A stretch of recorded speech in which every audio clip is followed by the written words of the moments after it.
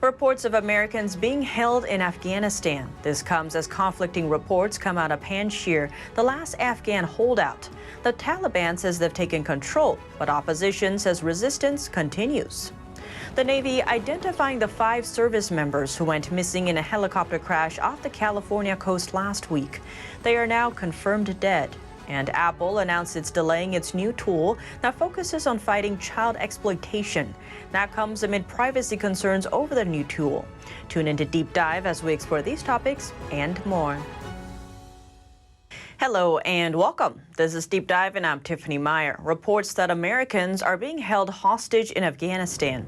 The top Republican on the House Foreign Affairs Committee says some Americans who have been trying to get out of Afghanistan are sitting in airplanes at an airport ready to leave, but the Taliban are not letting them take off. And in fact, we have 6 airplanes at Mazar Sharif Airport, 6 airplanes with American citizens on them as I speak, also with these interpreters, and the Taliban is holding them hostage for demands. Representative McCaul told Fox News Sunday that the Taliban want something in exchange, and he is concerned the Taliban will demand more and more, whether it be cash or legitimacy. This is really, Chris, turning into a hostage situation where they're not going to allow American citizens to leave until they get full recognition from the United States of America. NTD reached out to the State Department regarding McCaul's comments, but an automated message said staff won't be back until Tuesday due to Labor Day. This comes as White House Chief of Staff Ron Klain told CNN Sunday that about 100 Americans are still in Afghanistan. We're hopeful that in the coming days, the Qataris will be able to resume air service out of Kabul. And if they do, we're obviously going to look to see if Americans can be part of those flights. He added, we know many of them have family members. Many of them want to stay. But the ones that want to leave, we are going to get them out. And Representative Mark Milley says he'd do it all again. The congressman tried to evacuate American citizens stuck in Kabul last week, but his plane never landed. He told Fox News last Friday they would never let us in Afghanistan. He added that the 20 Americans the flight was aimed at rescuing haven't been in contact since. Milley had learned American citizens were stuck in the Taliban-controlled country and wanted to help get them out before U.S. troops withdrew. His rescue effort came after some Americans reported being unable to reach the airport, with reports of scattered beatings being confirmed by the Pentagon. That led to appeals to outside parties, such as the ones to Milley, to carry out rescues. Milley said while him and his party knew the risks, saying there was a 50-50% chance of coming back, he said, how do you say no when you have the option to do something? Adding, I'd do it again tomorrow. And as concerns mount around the situation there, top U.S. officials are heading overseas to reassure Gulf allies that the U.S. isn't abandoning its partners in the Middle East. U.S. Secretary of State Antony Blinken left for Qatar and Europe Sunday, and Defense Secretary Lloyd Austin also left Sunday to travel to the Gulf separately to be key allies. And conflicting reports coming out of Panjshir, the last remaining opposition stronghold in Afghanistan.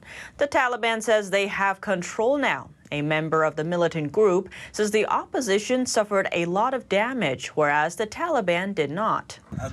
After 2 days, the government of the Panjshir province is under the control of the Islamic Emirate of Afghanistan. Our flag is also raised in the capital of Panjshir province. But that's not what the resistance group says. They say they've captured hundreds of Taliban, and they say they are ready to continue their defense against any form of aggression. The opposition leader says he is ready to engage in talks to stop the war immediately and achieve stable peace. Reports say resistance forces are still in strategic positions across the valley and are continuing to fight. The Panjshir province has been the scene of fierce fighting between Taliban fighters and resistance forces. This comes as local Afghan news outlets report the Taliban unleashed a celebratory round of gunfire in Kabul last Friday. That's after reports that Panjshir was defeated. The outlets report the gunfire led to 17 deaths, including children.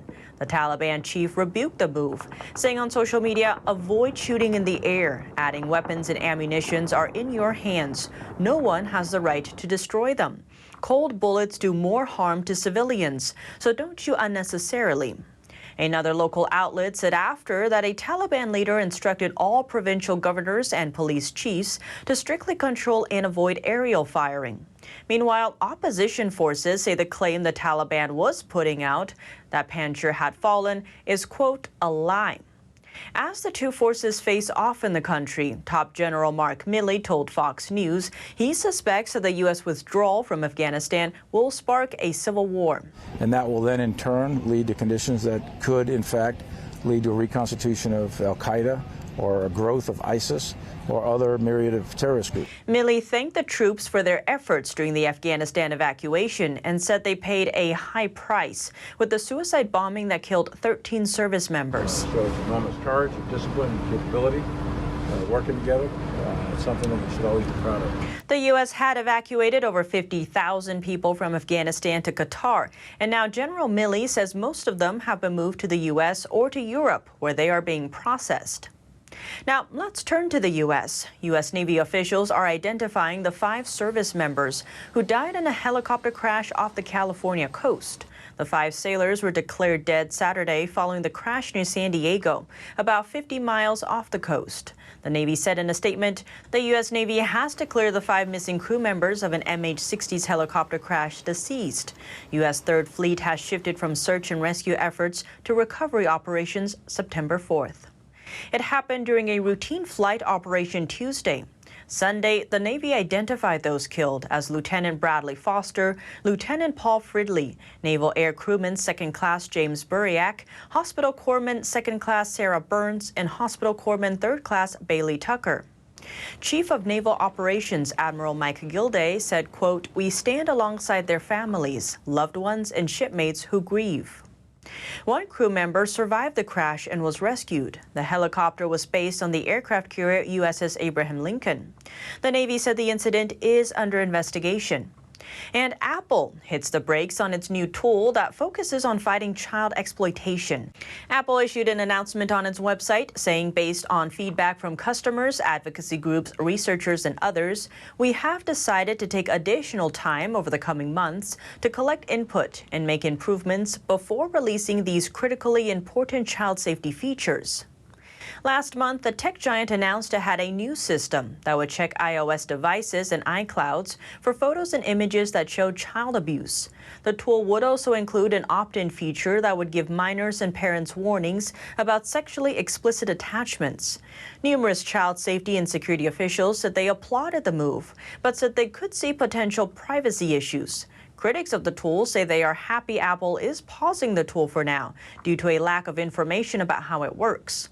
Johns Hopkins University professor and cryptographer Matthew Green issued a tweet when Apple first announced the plan, saying this sort of tool can be a boon for finding child pornography in people's phones. He added, but imagine what it could do in the hands of an authoritarian government. Green is an outspoken critic of Apple. He supported the delay of the program. And the digital rights group Fight for the Future wants Apple to drop the system altogether, saying it could be a threat to democracy and freedom. And before we end, it might be Labor Day, but it's also National Read a Book Day. It falls each year on September 6th.